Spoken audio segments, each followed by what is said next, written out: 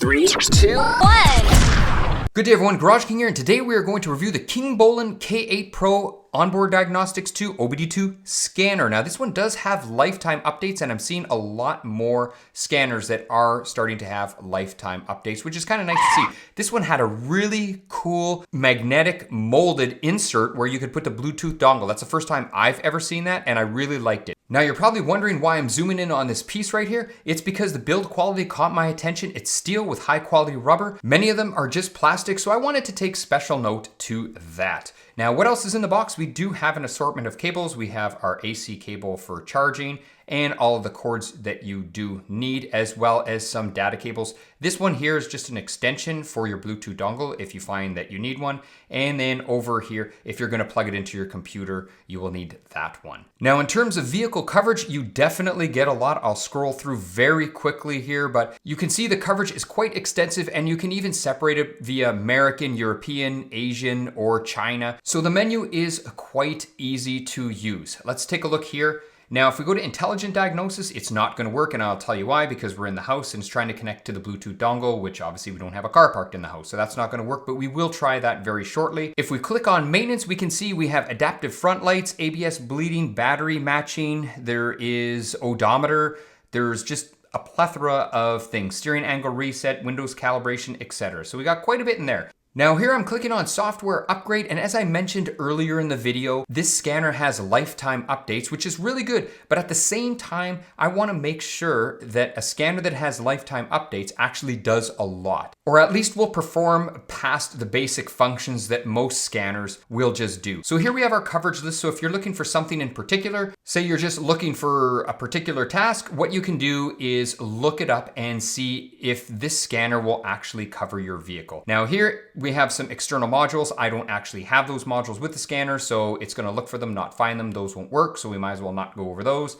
Here you can store files, and then if we go back to the main menu, lastly, we can look at repair info, where we can find that this scanner does in fact have a browser, and it even has a fault code library, which can become very handy. So what I'm gonna do is I'm just gonna update the scanner really quick, and then you know what, we're gonna take it out to the car and give it a test drive. So the vehicle we're gonna use today is a Lexus. So let's plug in the Bluetooth dongle and let's see how the scanner performs.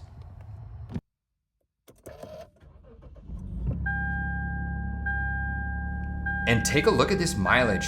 No problem so far with the Lexus. I haven't even had an oil leak. This car has done me very, very well. Probably because I do service it quite regularly.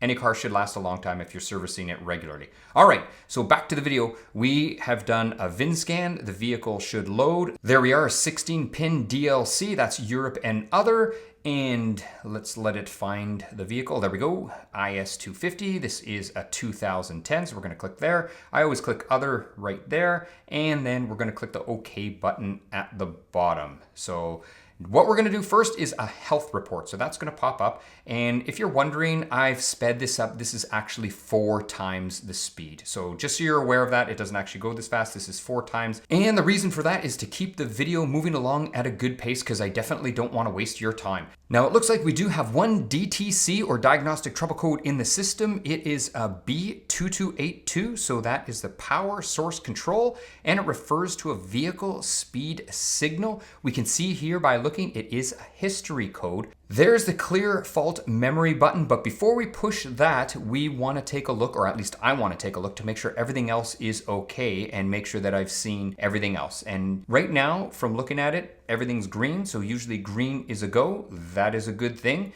So you know what, let's scroll back and let's clear this code. So we're gonna click clear DTCs, health report, yes, I wanna clear it. So everything should pop up green in a second. Let's wait, and there you go, you can see 19 systems found, 0 DTCs. So everything is clear now. At this point, we're ready to go into the scanner and see exactly what it can do. So you know what, let's try to find some live data, maybe do some graphing and just see what it's gonna do. So here I'm gonna click on engine RPM, engine coolant temperature. I'll click a few, maybe even our catalyst temperature.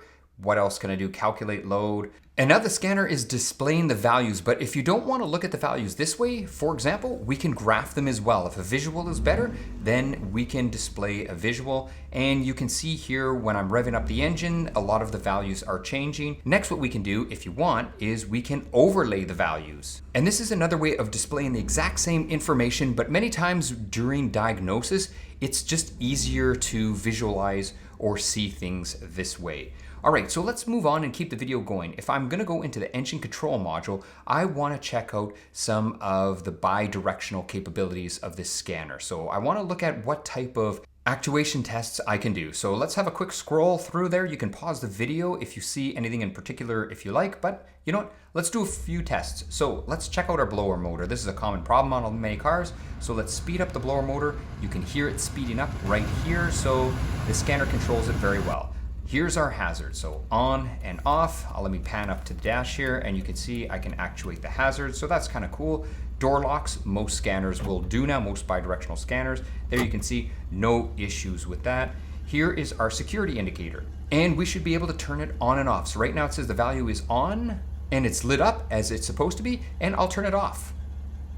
There you go. And I can toggle the switch and turn it on and off. Next, we have our ABS warning light. You can see right there the value is off, but I'm going to turn it on. So let's take a look at our dash and you can see there it's on, off, and I'll toggle it on and off. So no issues there. This was interesting. Combination switch, I didn't know exactly what this meant. There wasn't any tests here, but when I read the data stream right here and clicked OK, what this does is it shows what each switch is reading. So you can do a manual test of each switch and see what signal it's feeding to the computer to check each switch. So I thought that was very helpful. Here, if your car is overheating, you can check your cooling fan by turning it on and off. So that not only checks your fan, but it'll check the relay. Now, if you want to do some diagnostics, say for example, for your O2 sensors, they should all read the same. And here you can see they're reading very close, but let's graph them. Here's where the graphing comes in handy. So you can see I have bank 1, sensor 1, bank 2, which is the other side of the engine, sensor 1, which is the one closest to the front. I'm going to graph them both and they should read the same. So if you're unsure of what voltage they should be reading, this is an easy thing that I do. They should just be both matching because they should be both the same. So if one is out, then you know you have a bad oxygen sensor and you'll have to determine which one it is and you'll have to dig a little bit deeper. One of the things that I did find, which was quite interesting, was key entry. Now in this section, you can check your key fob as well as the car's transmitter and if it's reading the key fob properly. So what you do is go into the menu. It's a communication check. You're gonna have to get your key fob out, and here it's overhead and driver's side. So we're gonna click next. We're gonna grab our key fob and I'm gonna move it slowly over to the driver's side and let's see if it activates. Let's wait for it. And there, it just read it. You can see the fob is actually flashing. And if we move it out of range, it should stop. But you know what? We can go back in and let's see passenger side. So now I want to see if it'll read properly on the passenger side. So here I'm going to move the fob over to the passenger side and see what happens. And there's the verification that the communication is working well. One thing that annoyed me with my car is my headlights stayed on too long, I thought, after I exited the car. Here you can see they're set for 30 seconds, so I want to see if I can change the body train control module settings. Here, yes, I can turn them off. So that is awesome. I can reprogram that. And if you found out that you made a mistake, it's very easy to go back in. You can see there the delay is off. I can just click set and turn them back on again. We're gonna exit the vehicle in a second and make sure that the lights actually turned off right away. This does conclude the video. What did I think of the scanner? I think for the lifetime updates and the ease of use, I think it's a really good scanner. I don't have any issues with it. That concludes the video. Hopefully you've enjoyed. GarageKing over and out. And before I let you go, let's just make sure that those headlights are off. And yes, they are off. Thanks for watching, everyone.